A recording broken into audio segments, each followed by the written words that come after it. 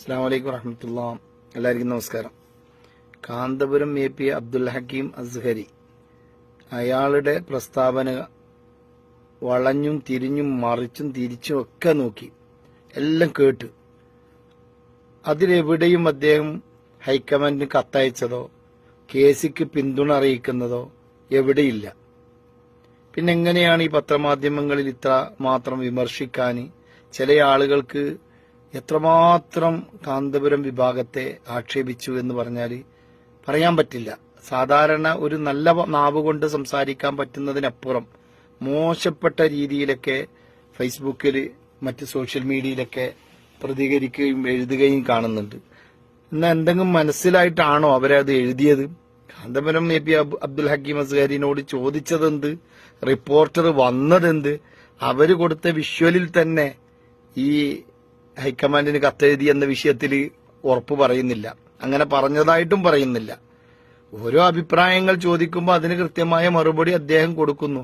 അവർക്ക് ആവശ്യമുള്ളതിനെടുത്ത് മറ്റുള്ളതിനെ കട്ട് ചെയ്ത് യോജിപ്പിച്ച് ഒരു വലിയ വാർത്ത സൃഷ്ടിച്ച് സമൂഹത്തിൽ കുറെ ആളുകൾ ചീത്ത പറഞ്ഞാലും കുറെ ആൾ അനുകൂലിച്ചാലും അവർക്ക് റീച്ച് കിട്ടുക എന്നുള്ള ഒരു മാനദണ്ഡം. നിങ്ങളൊന്ന് കേട്ടു നോക്കി, ഈ വീഡിയോയിൽ തന്നെ കൃത്യമായിട്ട് അത് പറയുന്നുണ്ട്. ഒരു വിഷയത്തിൽ നമ്മൾ അഭിപ്രായം പറയുന്ന ഒരു രീതിയില്ല. അതേസമയത്ത് അദ്ദേഹം വരുന്നത് കൊണ്ട് കുഴപ്പമില്ല. കാരണം ഇതിനു മുമ്പും ക്യാമ്പയിനൊക്കെ വന്നിട്ടുണ്ടല്ലോ. നേരത്തെ മത്സരിക്കാത്ത ആള് പിന്നീട് മുഖ്യമന്ത്രിയായി, അങ്ങനെ അവര് നാട് ഭരിച്ചിട്ടുണ്ട്. അപ്പൊ അദ്ദേഹത്തിന് കഴിവുള്ള ഒരാളാണ്. കേന്ദ്ര തലത്തിൽ രാജ്യമൊട്ടുക്കും സംഘടനയുടെ സെക്രട്ടറിയായി നിന്നൊരാൾക്ക് സ്റ്റേറ്റ് നയിക്കാൻ എന്തായാലും കഴിയുമെന്ന കാര്യം ഉറപ്പാ. പിന്നെ പാർട്ടിക്ക് അവരെ കേന്ദ്രത്തിൽ ആവശ്യമുണ്ടോ, ഇവിടെയാണോ നല്ലത്, അതൊന്നും നമ്മളെ അഭിപ്രായം പറയേണ്ട ഒരു വിഷയമല്ല.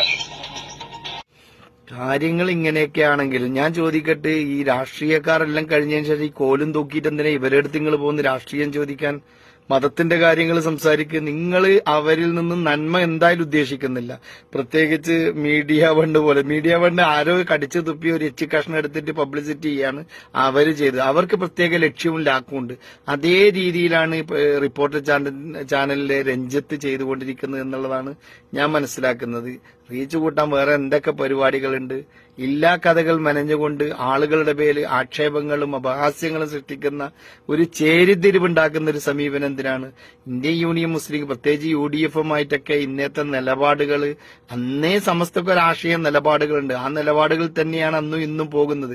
ചില പ്രാദേശിക വിഷയങ്ങളിൽ ചിലപ്പോൾ അവർ അഭിപ്രായങ്ങൾ പറഞ്ഞേക്കാം. അവരുടെ സംഘടനാ പ്രവർത്തകന്മാരെ ദ്രോഹിക്കുകയോ കൊലപാതകം ചെയ്യുകയോ ചെയ്യുമ്പോൾ സ്വാഭാവികമായും അതിനെതിരെയല്ലാണ്ട് അനുകൂലമായിട്ട് നിൽക്കുവോ? അത്തരം സാഹചര്യങ്ങളെ അത് പൊതു തത്വമായിട്ട് സ്വീകരിക്കാതെ ചില ഘട്ടങ്ങളിൽ, അനിവാര്യമായ ഘട്ടങ്ങളിൽ അവർക്ക് സപ്പോർട്ട് ചെയ്തിട്ടുണ്ട് ഇടതുപക്ഷത്തിന്. അതിനുപോലെ തന്നെ വലതുപക്ഷത്തിന് സപ്പോർട്ട് ചെയ്ത്. എന്റെ അറിവിലൊക്കെ ഏറ്റവും കൂടുതൽ UDF-ന്റെ പ്രവർത്തകരാണ്, കോൺഗ്രസിന്റെ പ്രവർത്തകരാണ് ഈ AP വിഭാഗത്തിലുള്ളത്. കുറഞ്ഞ ആളുകൾ ലീഗിലുണ്ട്. എന്നാൽ രണ്ട് വിഭാഗത്തിനും അല്ലാതെ ഇഷ്ടംപോലെ ചെയ്യുന്ന ആളുകളുണ്ട്, എല്ലാറ്റിലും നിൽക്കുന്ന ആളുകളുണ്ട്. അത് അവരുടെ വ്യക്തി സ്വാതന്ത്ര്യമാണ്. സമസ്ത നിലപാടുകൾ തന്നെ, നിയമങ്ങൾ തന്നെ അങ്ങനെയാണ്. നമ്മെ സഹായിക്കുന്നവരെ സഹായിക്കാം, അത് അവരവരുടെ ഇഷ്ടത്തിനനുസരിച്ച് വിട്ടുവിടും. അതിന്റെ മേലിൽ ആരും പോണ്ട. പിന്നെ കേരളത്തില് കാന്തപുരം വിഭാഗത്തിന് വലിയൊരു വോട്ടും ഒരു സംവിധാനവും ഒരു സെറ്റപ്പ്, ഒരു സംഘടനാ സെറ്റപ്പ് ഒക്കെ ഉണ്ട്. അവർക്കൊരു വോട്ട് ബാങ്ക് ഉണ്ട് എന്നറിഞ്ഞത് കൊണ്ടല്ലേ എല്ലാ രാഷ്ട്രീയ പാർട്ടികളും മർക്കസിലായാലും നോളജ് സിറ്റിയിലായാലും പോയിട്ട് കാര്യങ്ങൾ അന്വേഷിച്ച് അവരെ പിന്തുണ പ്രഖ്യാപിക്കുന്നത്. അത് ജനങ്ങൾ കണ്ടുകൊണ്ടിരിക്കുന്നതാണ്, യാഥാർത്ഥ്യമാണ്. ആ യാഥാർത്ഥ്യത്തെ നമുക്ക് മറച്ചു വെക്കാൻ കഴിയില്ല.